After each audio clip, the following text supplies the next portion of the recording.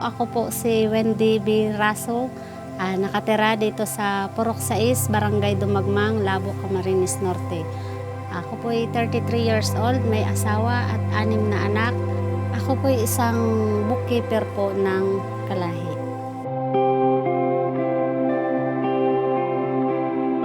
Kung po yung pag-uusapan ay pagiging bookkeeper niya, napakagaling po niyan. Mula po ng pamana cycle 1, na yan po ang aming mga record at kompleto po yan. Talagang yan po ay ginagampanan niya ng maayos ang kanyang tungkulin sa pagiging bookkeeper. Ngayon, napakaganda po ng kanyang performance. Talagang active po siya doon sa mga project natin. Yung pong sakripisyo ay halos nalampasan niya, talagang gusto talaga niya sumuporta sa amin sa panunungkulan.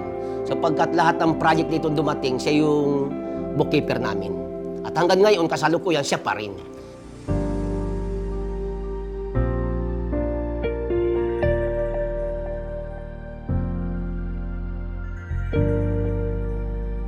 Nung bata pa ako, ang ano po talaga namin dito is malabo daw po na magkakalsada dito kasi napakaliblib na ng pook na ito.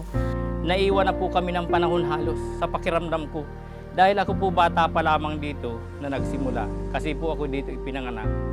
Eh kung saan po yung putik na sinimula namin dito noon, ay napakalalim. Yan, dumanas po yan sila Wendy. Tapos yung aking anak din. Pumapasok po ng eskwelahan, talagang putikan po sila.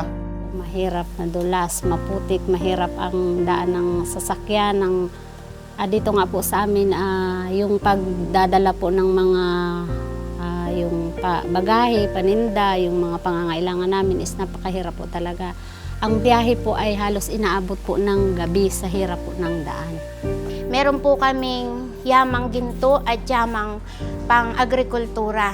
Subalit po, sa agrikultura, nawawalan po sila ng ganang magtanim sapagkat napakahirap po ng daan, magtaniman po kami dito, nabubulok naman dahil sa hirap po ng travel na papunta sa bayan. So ang nangyayari po sa mamamayan namin na magsasaka, hindi na po sila nag-aatikhan na makapagtanim.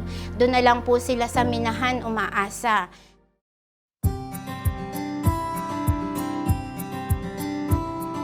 Pangarap po namin dito sa Barangay Dumagmang na kumbaga po magkakalsada kasi yung mga anak namin kung kami ay dito pa mamumuhay, maramdaman naman nila yung ginhawa na tulad ng nararanasan ng ibang bata sa bayan. Kaya po na may isang magandang programa ang pamahalaan na magbibigay ng magandang kalsada. Ang una po naming tinarget ay mabigyan ng magandang daan ang dadaanan ng mga mag-aaral. Na-excite ako kasi kabahagi ako dun sa pagpapa-implement. Kaya araw-araw nandun ako sa proyekto. Siya po ay maituturing ko din po na isa sa napakahusay naming mga kasamahan. Sapagkat po yan, kahit po bumabagyo, umuulan, pumupunta po yan. Napakalaking bagay yung pagsuporta niya at yung mga taong iba dito na talaga siya active. Sana marami pang kabarangay namin at gagaya sa kanya. Hindi namin kayang paunarin ang barangay pag kami lamang. Pero pag kayo kaisa, ulan ang barangay. Tulad po, nakikita natin yung mga pagbubulunter nila. Sa pamagitan ng pagkakaisa, naitatayo natin yung mga proyekto.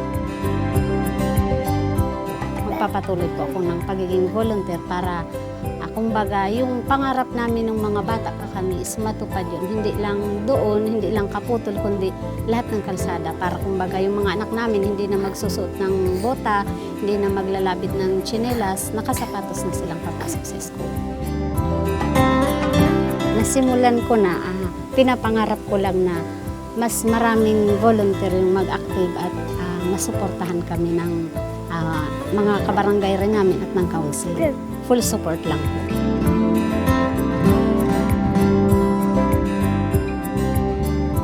Ako si Wendy Raso ng Barangay Dumagmang, Labo, Camarines Norte. Proud na community volunteer.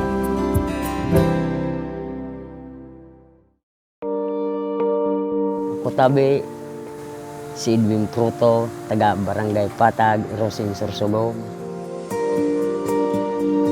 Siya ang aming naging member ng PIT. Bilang isang procurement head, kailangan niya maghanap ng mga supplier na kakanvasan niya Pag nagka-canvas, nahirapan siyang lumakad, malalayo ang pinupuntahan namin. Pero andyan, masaya siyang kasama. Kasi katunayan, makita mo, naka-smile din yan. Masaya siya. Masaya namin siyang kasama. Kaya hindi namin ramdam na may kapansanan siya.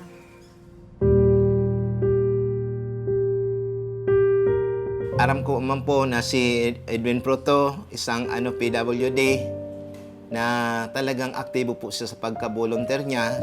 Almost nasa mga 5 years na siya bilang volunteer po. Napansin ko po sa kanya at talagang super tiyaga po siya. Super tiyaga po siya na kahit maulan, kahit mainit.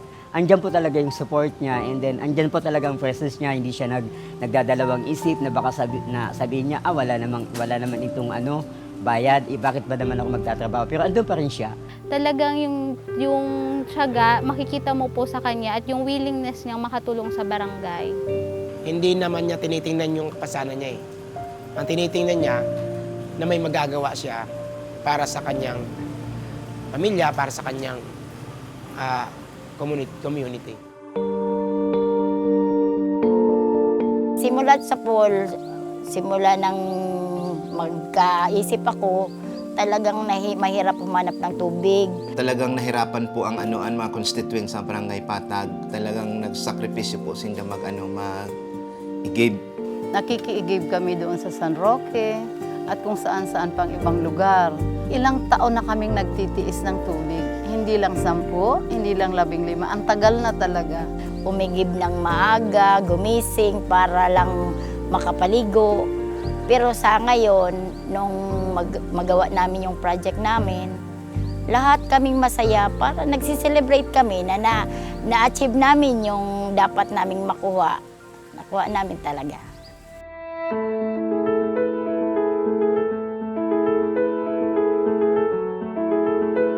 Talagang happy talaga po ang mga constituent po, kaming mga komunidad sa Patag.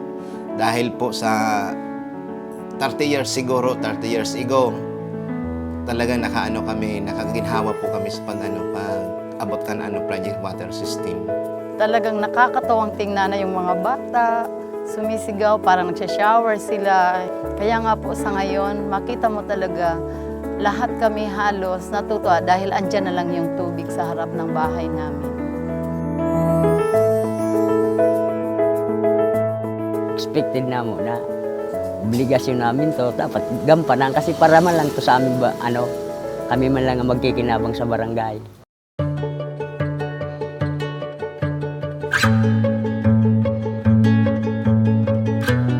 Inspiration talaga si Kuya Edwin kasi kahit ganyan, talagang mayroon po talaga siyang mayroon po talaga siyang force. Kumbaga, may puso talaga siya na hanggang tumulong sa mga ganyang gawain. Tingnan mo naman, kahit ganyan siya, in 5 years, nag-volunteer siya para sa kalahi. Malaki pa ang pasasalamat ko kay Kuya Edwin dahil si Kuya Edwin yung naging inspirasyon ko para po ma-appreciate yung buhay ng isang tao. Kasi sabihin na nating normal akong tao pero ang dami ko pang reklamo sa buhay. Pero siya, may kapansanan pero ang willingness niya po makatulong sa community ang laki. Kaya nga dahil po nahirapan na namang mga volunteer, tapos siya, kaya na-implementar po itong project ito. Talagang believe talaga ako sa kanya. Kung baga sa ikaayad sa nato barangay, di kita mag-alang-alang sin magsuporta sa pagdanon, lalo na para inahatag tama lang oras, partisipasyon, tapos ikaita, samantala ang magkikinabang ang ato barangay o kaya munisipalidad. Kaya sa kaurupog ko, inaagyat ko ang kaurupog ko na nanuman ako, diri kita maraway sa ato sin may irog kita si na diferensya. Ang importante humudon kay Pilipino kita, makig-join kita kung ano man inihiriwag sa komunidad. Kailangan din natin hikayatin ang bawat isa na makatulong, hindi lang po dahil makikilala tayo sa ating barangay, kundi ang kagandahan po na madudulot nito para po sa ating mga anak at sa mga susunod pang henerasyon. Ako, Ako si Edwin Pruto, isang proud community volunteer.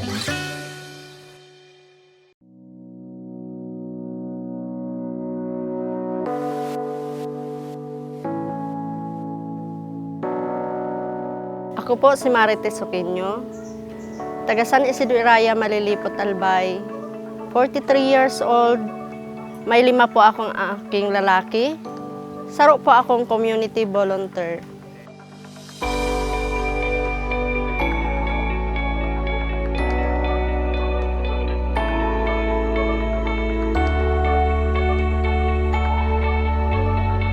Dahil si Testabi, marahay na kabarangay.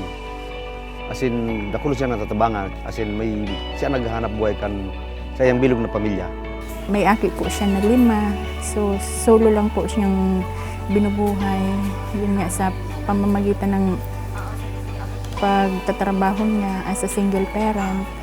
Nagtatahi ako, mga uniform, mga pigpa-repair, para sa ikabubuhay kan sa kuyang mga aki. Sa ngayon po, nakatira pa rin sila sa kanilang tent na ibinigay sa kanila after ng Typhoon Glenda. Kasi po yung wala po silang pampatayo, wala silang kakayahan makapagpatayo ng sarili nilang bahay. Yun, nahihiling na talagang as in tios talaga siya. Naka-star nga niya siya sa tent. So nahihiling ko na lalampasan niya naman. Pag mainito ng panahon, ang pagkabangi, grabe man, mainiton man, garo ka na sa oven. Then pag mauran, maliputon man. So kaipuhan man, harapinan mo. Kumbaga nasanay na sa mga aki, minaaraw kayo ng sitwasyon. Kahit wala kaming bayan na matulungan, masaya pa rin kami para magkasama kaming lahat. Difícil talaga pagiging single parent. Pero sabi nga nakaya ko na ng almost 5 years. Hindi mo mapapansin sa kanya na may ganun pala siyang sitwasyon sa buhay. Kasi very positive po ang kanyang pagtingin sa kanyang buhay at gusto niya parating nakakatulong siya sa ibang tao.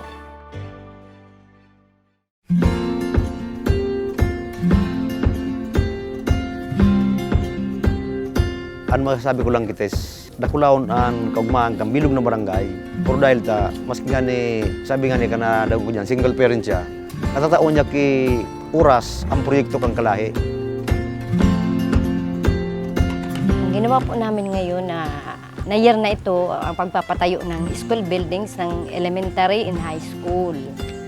Ang San Isidro Iraya po, dakulawon ining barangay. So, nagkukulang po talaga sinda sa room. Kaya, dakulang oportunidad na tatawan talaga kami kaining project na ini. Talagang pinush mi ini na ma-implement.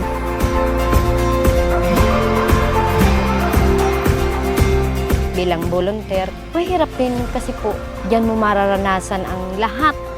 Pero basta magaganda din ang samahan.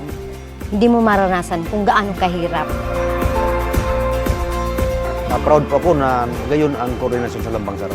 Dakulawon ang tabang po nila kan mga volunteers. Sana mas lalo pong ma-inspire sa atong mga kabarangay na mag-participate po sa mga proyekto sa inyong barangay.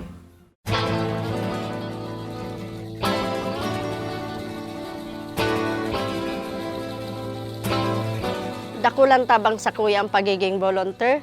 Kumbaga, mas nadadagdagan ang sakuyang kaaraman. So kaipuhan lang, tibay talaga ng loob. Then siyempre, sipag at tiyaga.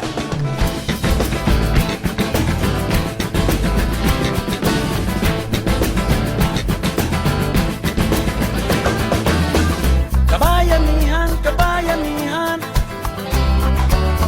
sa araw-araw na pamumuhay. Anagyat ko lang na mag-intra man gihapon sira kay magayo noon kung nakapadalagan kita sayo na project na ikaw sa ka lang na volunteer na. Hindi lang naman mga opisyal o kailangan mo pang magkaroon ng malaking posisyon para ka makatulong. Mao ang challenge mismo sa diri namo. Sa ato man lang ini kay pabayaan ta dapat rukong kita. Kabayanihan, kabayanihan, kabayanihan, kabayanihan, kabayanihan. tayo ay magtulungan na magtulong-tulong tayo, magkaisa tayo para sa ikaunlad ng ating barangay. Pilipino kita, dapat daranon, wala sin pabarayaan. Bakong hadlang ang pagiging tios sa pagtabang sa kapwa.